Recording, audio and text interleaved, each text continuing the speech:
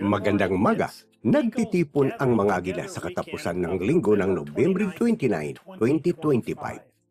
Ngayong linggo, Huwebes, November 27, 2025, ay ika-62 anibersaryo na binigkas ni kapatid na Branham ang salita para sa paggaling ng kanyang asawa, si Mida Branham. At kahapon o isang araw bago nito, dahil alam kong kahapon ay pupunta siya para sa kanyang huling pagsusuri. Bago ang pagsusuri, lumuhod ako sa silid na nalangin ng buong puso. At nang tumayo ako at nagsimulang, bago ako tumayo, sinabi niya sa akin ang sasabihin at tumayo ako at wala nang makitang bakas nito ang doktor. Kahit saan, wala nang lahat at wala na at wala na. Napakagandang Thanksgiving ng pamilyang Branham noong 1963. Dapat isipin ito ng bawat lalaki. Ako sa palagay ko ay walang babae sa mundo na katulad ng aking asawa. Isa siyang kahangahang tao, medyo reliyoso, na nanatili sa bahay.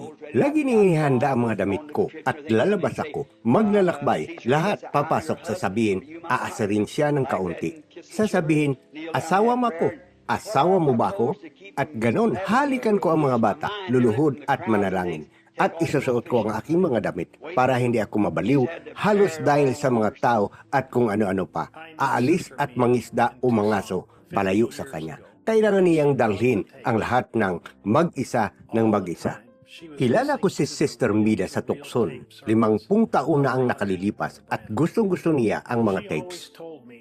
Sa lahat ng oras ay nakikinig siya sa mga sermong ng reel-to-reel tape ng kanyang asawa na si kapatid na si Branham. Pagsasabi niya sa akin na pakinggan ninyo siya dahil ginawa niya rin ang kanyang tahanan na isang simbahan ng tape. Ngayon, nagtitipon ang mga agila ng sama-sama sa liham mula kay kapatid na Joseph Branham. Minamahal na obra maestra ng Diyos.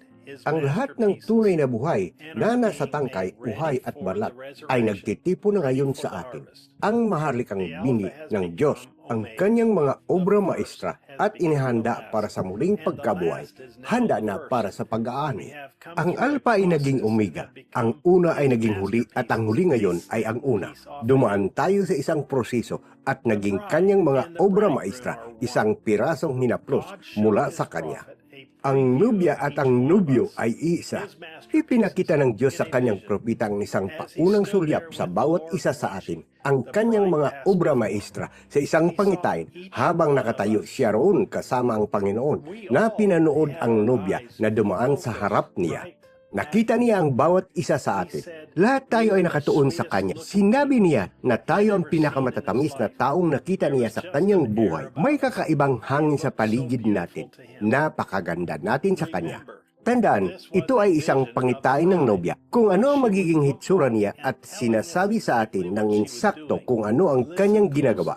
Makinig kayong mabuti. Magmumula siya sa lahat ng bansa. Ito ang bubuo sa nobya. Bawat isa ay may mahabang buhok at walang makeup at talagang magagandang babae. At pinanood nila ako. Kinakatawan nito ang nobya na nagmumula sa lahat ng bansa. Kita mo, siya, bawat isa ay kumakatawan sa isang bansa habang sila ay perpektong nagmamarcha. Alinsunod sa salit, ang nobya, hayaan ninyong sabihin ko muli, ang nobya mula sa bawat bansa ay nakatuon ang kanilang mga mata sa kanilang pastor sa isang grupo ng mga lalaki. Hindi iyon ang sinabi niya. Nakatutok ang kanilang mga mata sa propita. Pinanood siya hanggat nakatutok ang kanilang mga mata sa propita. Perpekto ang kanilang pagmamarcha. Ngunit pagkatapos ay binalaan niya tayo. May nangyari. Ang ilan ay inalis ang kanilang mga mata sa kanya at nagsimulang manood ng iba pang bagay na biglang nauwi sa kaguluhan. At pagkatapos kailangan ko siyang bantayan. Malalayo siya sa hakbang ng salitang iyon kung hindi ako magbabantay. Kapag siya ay dumadaan, kung siya ay makakadaan, marahil ito na ang oras ko. Kapag tapos na ako, kita mo, kapag tapos na ako, o ano pa man iyon, kailangan niyang bantayan siya o maliligaw siya habang dumadaan siya. Ngunit pagkatapos ay sinabi niya na marahil ito na ang oras ko. Kapag tapos na ako, kapag wala ako rito, maaring maliligaw sila sa pamagitan ng hindi pagtutok sa kanya. Malinaw niyang binabalaan ang nobya. Dapat ninyong ituon ang inyong mga mata sa tinig ng Diyos sa mga Iyan ang inilaan paraan ng Diyos para sa ngayon.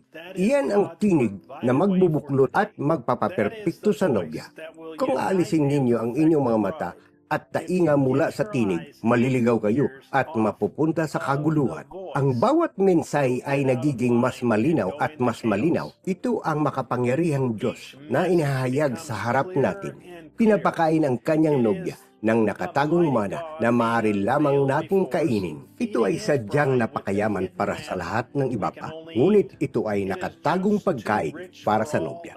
Kay laking pasasalamat ang dinaranas ng nobya na nagpipista sa salita, nagiging kanyang perpektong obra maestra ng salita ng nobya. Nakatayo ng mag-isa tulad ng nobya, itinakwil ng mga tao, hinamak at itinakwil ng mga simbahan. Ang nobya ay nakatayo sa ganoong paraan. Ano ito? Ito ang kanyang obra maestra. Kita nyo, ito ang salita na maaari niyang gamitin, ipahayag, tumatakwil. Halina, sumama sa amin sa linggo alas 12 ng tanghali oras sa Jeffersonville habang ang Diyos ay nagsasalita sa pamagitan ng kanyang makapangyarihang anghel at pinuputol at pinakikintab tayo upang maging isang obra maestra para sa Diyos. Kapatid na Joseph Branham, Minsay 64-0705, ang obra maestra. Mga kasulatang basahin bago ang mensahe. Isaiah, Kapitulo 53, versikulo 1 hanggang 12. Malakyas, Kapitulo 3, versikulo 6. San Mateo, Kapitulo 24, versikulo 24. San Marcos, Kapitulo 9, versikulo 7. San Juan, Kapitulo 12, versikulo 24. San Juan, Kapitulo 14, versikulo 19. Dito nagtatapos ang liham mula sa Branham Tabernacle. Hanggang sa muli, pakinggan ninyo siya. Pagpalain kayo ng Diyos at Shalom.